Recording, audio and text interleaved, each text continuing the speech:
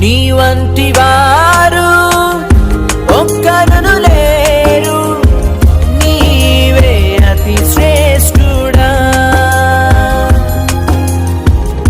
దూతగణములు నిత్యము కొలిచే నీవే పరిశుద్ధుడా.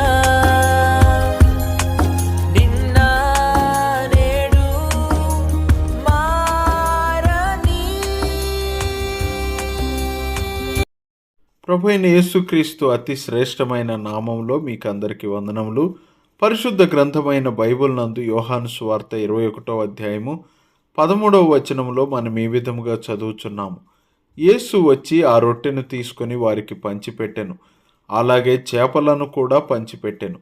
ప్రభు అయిన యేసు పునరుత్థానుడైన తర్వాత శిష్యులు రాత్రంతా చేపలు పట్టుటకు వెళ్ళారు.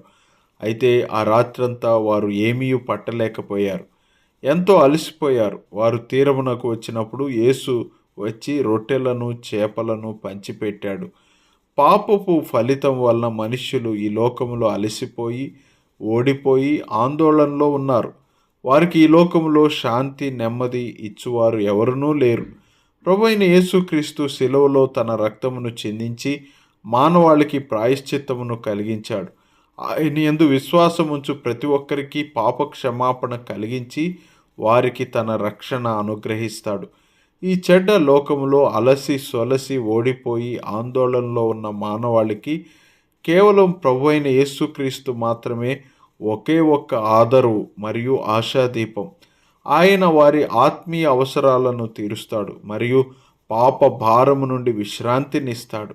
మీరు కూడా ప్రభు అయిన యేసునందు విశ్వాసముంచుట ద్వారా రక్షణ, శాంతి, విశ్రాంతి పొందవచ్చును. దేవుడు మీకు సహాయము చేయునుగాక.